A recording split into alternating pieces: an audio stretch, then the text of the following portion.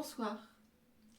Ce soir, je viens aborder la prise de parole en public.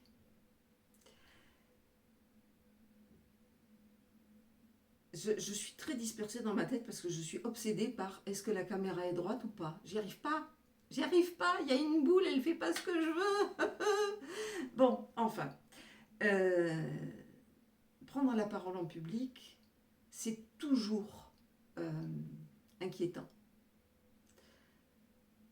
Les plus grands artistes, je ne parle pas de moi, je ne mesure que 1m60, donc les plus grands artistes vous disent non, le trac ne disparaît jamais. Mais parfois c'est plus que du trac. Le trac, il faut lui laisser sa place, il a une raison d'être. Mais l'angoisse, le fait de se mettre à trembler, le fait d'avoir le cœur qui semble vouloir sortir de notre cage thoracique, on n'est pas d'accord, hein, en plus. Le fait d'avoir l'estomac noué, la gorge nouée, peut-être les mains qui tremblent, ou les mains moites, ou la gorge sèche, ou la bouche complètement sèche. Ça m'est arrivé. Hein. C'est terrible ça, parce qu'il a fallu que je mange un sandwich en vitesse pour avoir à nouveau de la salive dans la bouche. Quand on est dans cet état,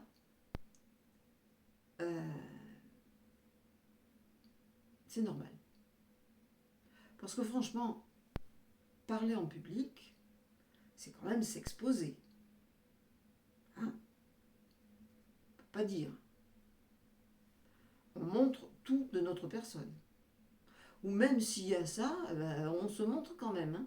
S'il y a un pupitre, on se montre. Donc on a peur, donc c'est normal. Voilà.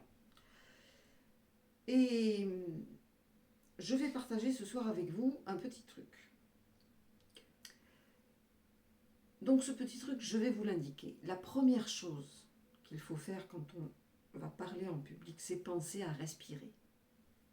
Vous voyez le geste que je fais? On dit penser à respirer parce qu'on pense à inspirer. Erreur fatale. Si vous pensez à inspirer, votre corps sera toujours dans le même état. Que ce soit la gorge qui est là, l'estomac, que ce soit le cœur, que ce soit les mains, ça ne changera pas.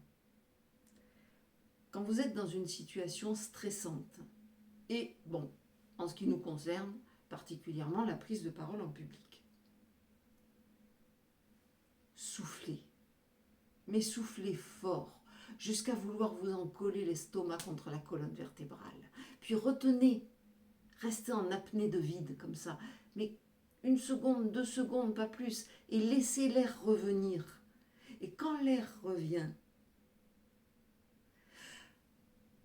c'est une véritable inspiration. Et vous avez donné l'occasion à votre diaphragme, alors il est par là le diaphragme, mine de rien il est très très grand, hein. C'est un véritable parapluie qu'on a à l'intérieur de nous. Alors quand il est tendu, tout se crispe. Alors que l'inspiration, comme ça va le détendre. Le cœur va retrouver petit à petit son rythme. Vous allez peut-être continuer à trembloter ou à transpirer des mains, ça, d'accord. Et faites cette chose-là 3 fois, pas plus.